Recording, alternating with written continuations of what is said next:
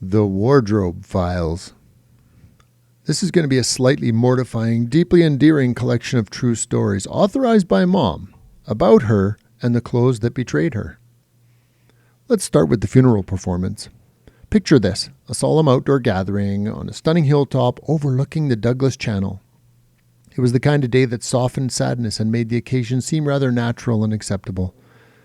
Sunshine pouring down, nature gently whispering around the mourners, and then, at the back, Mom rose to sing.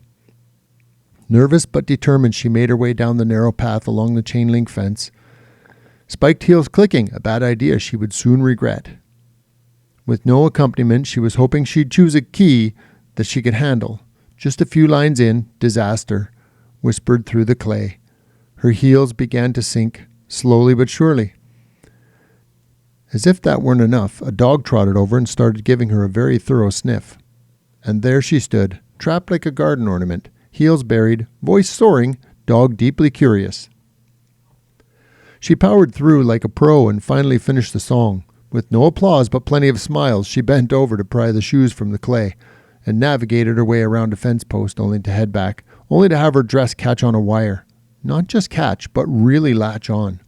The elastic neckline of her scoop neck stretched out. As she stepped forward, the dress did not. Suddenly, the front of her dress, which was momentarily tugging on her shoulders, slipped past them and dropped clean to her waist. Her first clue? The gentle chuckle from the front row men, rapidly growing into full-on laughter. She scrambled to untangle herself, but the harder she tugged, the more she spun in circles like a maypole. Eventually, she managed to wriggle herself free.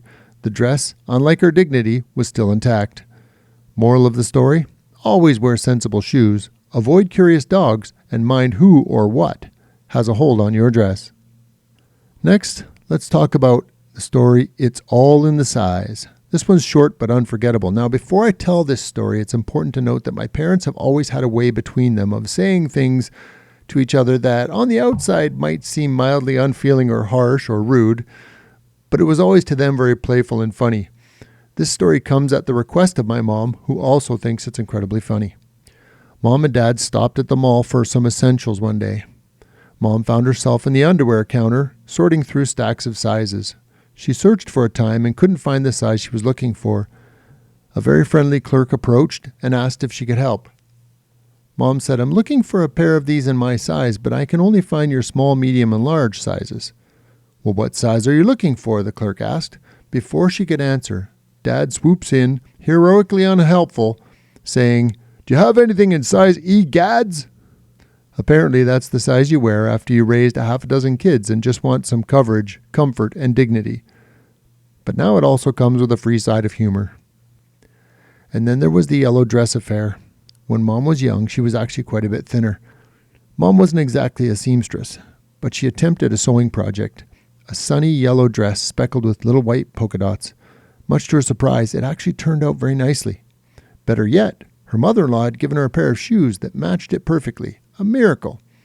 The cloth that was used to make the dress was quite translucent, so it was necessary to wear a full-length slip underneath so that it wouldn't be unnecessarily revealing.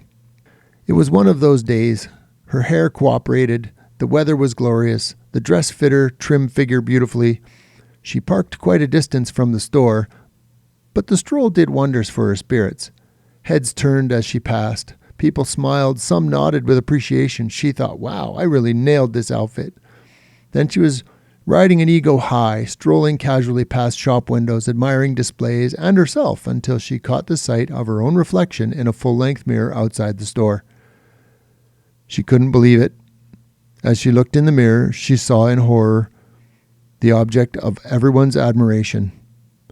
That's when she saw that her slip had betrayed her. Somewhere along her walk, it had migrated slowly north and bunched at her waist. Under that semi-transparent yellow dress, she was practically backlit, giving everyone she passed a free look at her very functional underwear.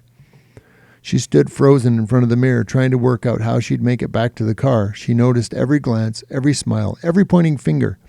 Her ego was bruised, and she never quite recovered. You know, the saying, "It wasn't funny at the time, but it is now." It's kind of fitting. Every smile she thought was admiration, probably amusement or pity. Let's move on to the Parking lot incident.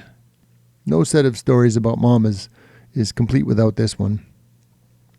Another time, Mom was pregnant with one of her kids and had to wear maternity underwear and a big moo-moo style dress over it. She needed a few things at the store and waddled her way out to the car. She found her way into the car, getting tangled in her big moo-moo dress as she did. She was able to start the car and drive herself to the local box store. Upon arrival, the parking was quite full. It's that thing where Mom always manages to go to the store at the same time as 50% of the population. She was forced to park quite a ways from the entrance of the store, but decided to persevere. She opened the door and struggled her way out of the car, again getting tangled up in the big dress. Once out of the car, she stood, brushed herself off, then checked to see that everything was in place. Next, she began the long walk towards the entrance. Waddle, waddle, waddle. She walked quite a way, periodically stopping to rest. Once she had traversed about half the distance from the car to the entrance of the store, the elastic waistband on her maternity underwear gave up the ghost. In one swift move, they slid down her hips and landed around her knees. She froze, glanced around. There was nowhere to hide. She managed to catch them with her knees and stood there, weighing her options. She stood, the sides of her underwear hanging down on both sides to the ground, trying to decide if she should bend over and get them or not, because the view from behind would be very revealing in that busy parking lot.